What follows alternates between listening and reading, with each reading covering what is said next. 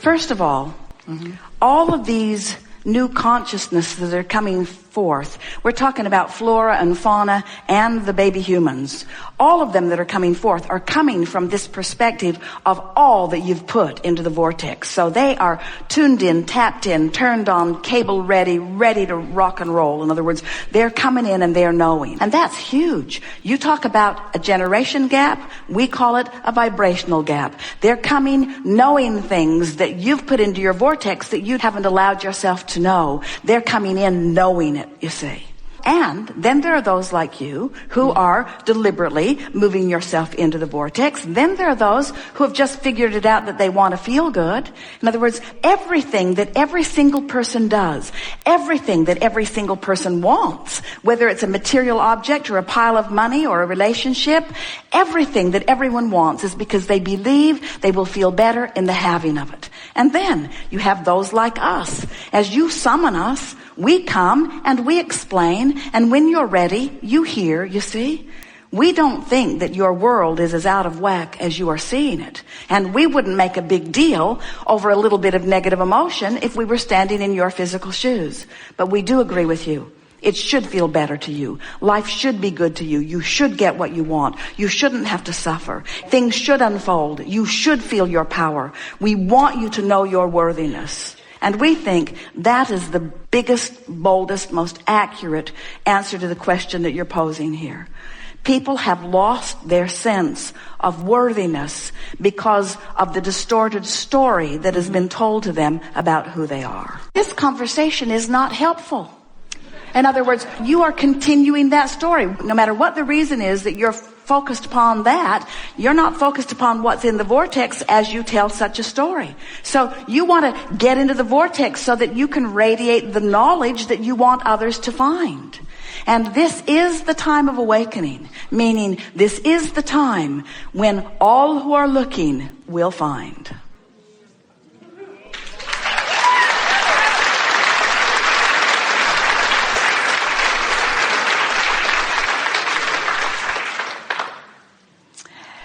We want to find a way of helping you to feel the enthusiasm that we feel when your life causes you to put something into your vortex and then you manage to get in there where it is. That's the thrill of life. And that's the nugget that everyone is looking for. We want to convince you that the perfect world isn't one where everybody knows what you're coming to know and everybody is just this really dynamic, deliberate creator. That's not the perfect world. The perfect world is the world you've got. The perfect world is the world of contrast and balance. The perfect world is the world that stimulates new desire, and some line up with it and some don't. In other words, the perfect world is the world of choice. It's the world of knowledge.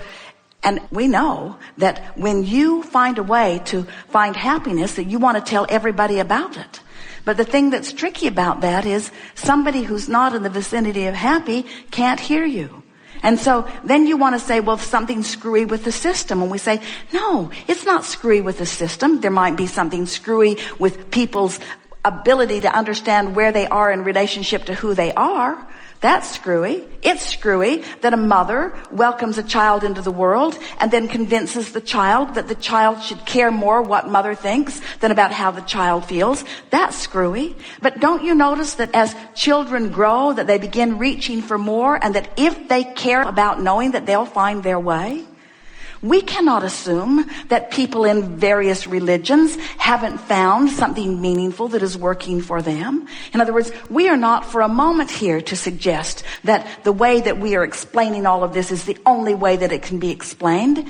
We understand the laws of the universe, but there are plenty of people who are outside the vortex, who are living, who have put things into their vortex, who find things in religions that you might not find that might help them to close their gap, you see?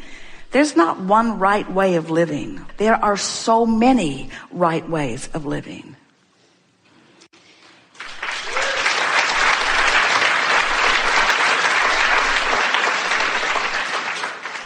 We want to ask all of you, do you believe us when we say that when you are experiencing contrast of, let's say, sickness or something less than you want with your physical body, that you send an equal and proportionate request for wellness. Do you believe that? Yes.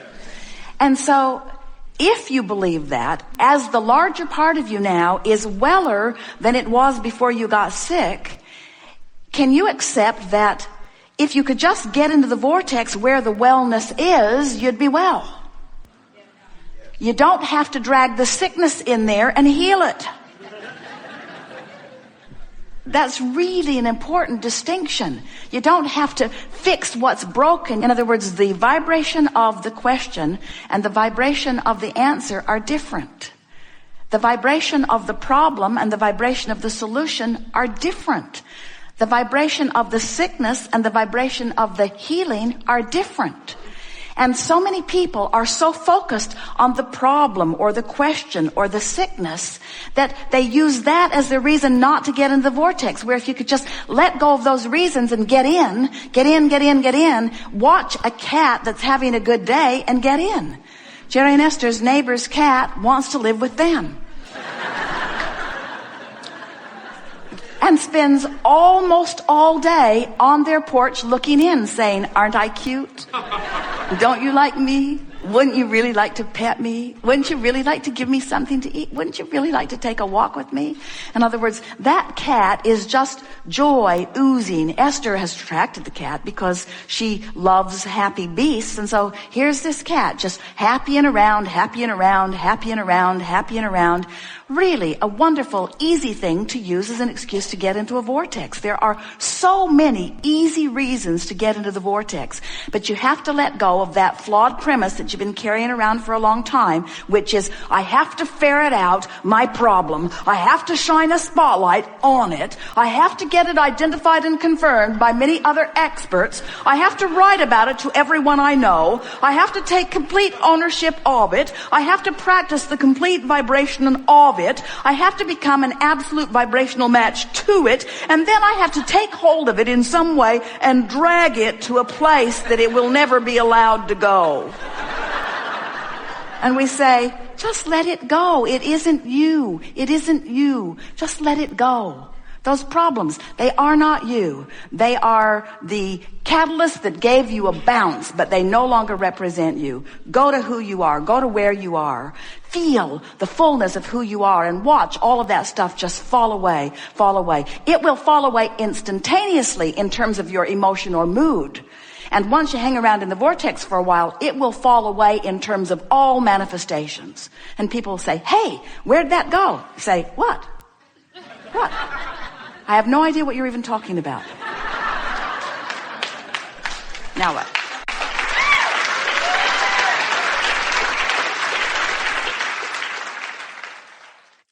So, every now and again, Esther will say, "But Abraham, I would like to be one of the rare exceptions to this. I would like to be able to vibrate outside the vortex and still get what I want."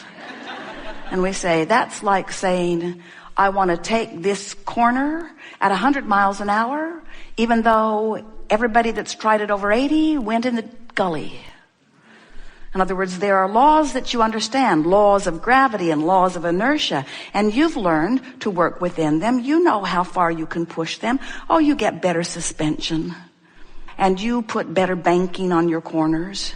In other words, we watch you. You smooth out the bumps in your road so that you can push the limits of inertia law and gravity law.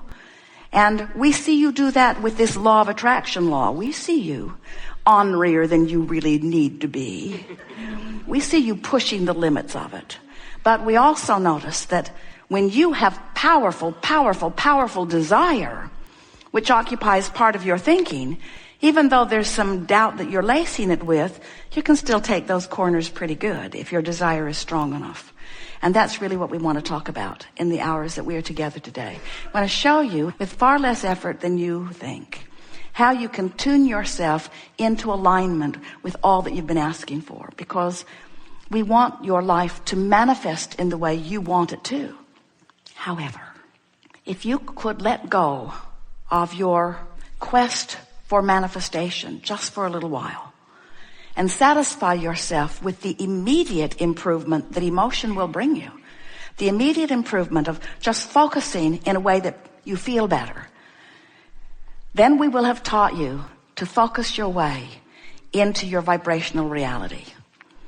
And then you're home free, because you don't have to focus your way into your vibrational reality very long before your reality catches up with it. And when it does, Jerry and Esther must have used the word miraculous 200 times the day the tree came down.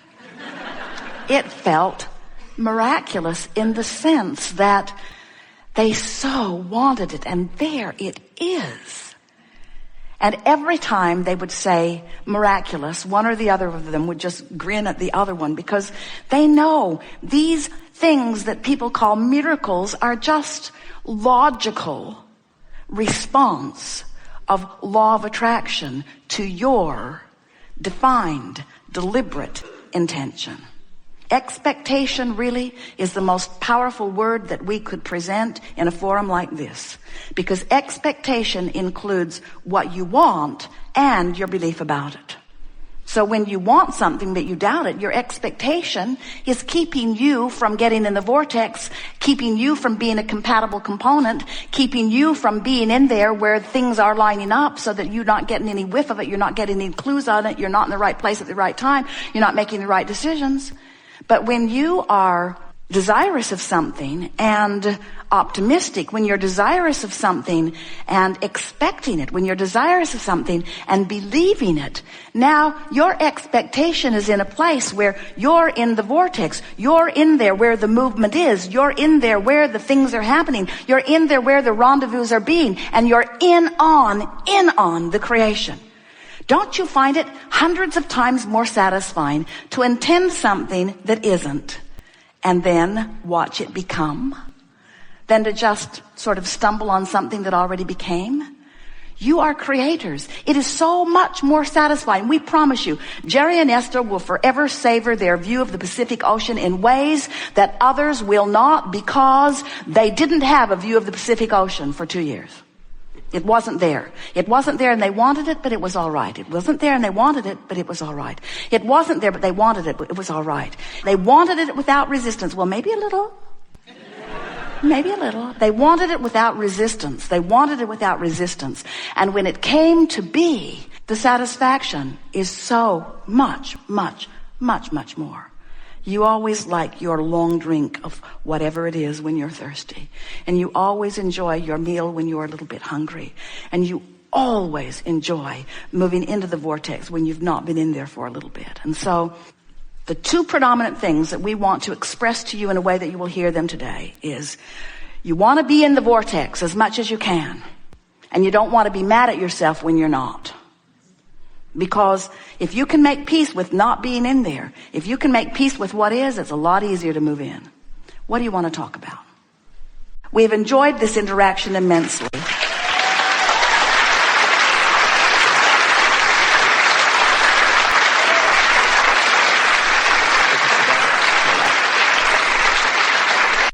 It is delicious to come together with those like you who are coming to know who you are.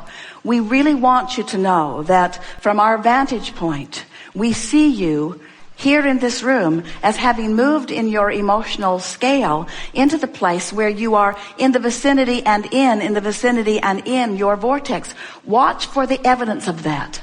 The fastest way to make things that you've been wanting to happen is to not care that they haven't been happening. In other words, just lighten up, chill out, have more fun, be easier about it. There is great love here for you.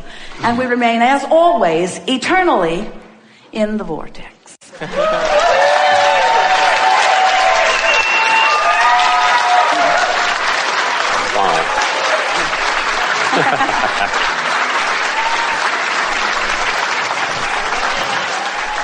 Wow, it's been great, folks. Good to see all of you. Say thank you to Esther one more time, would you please?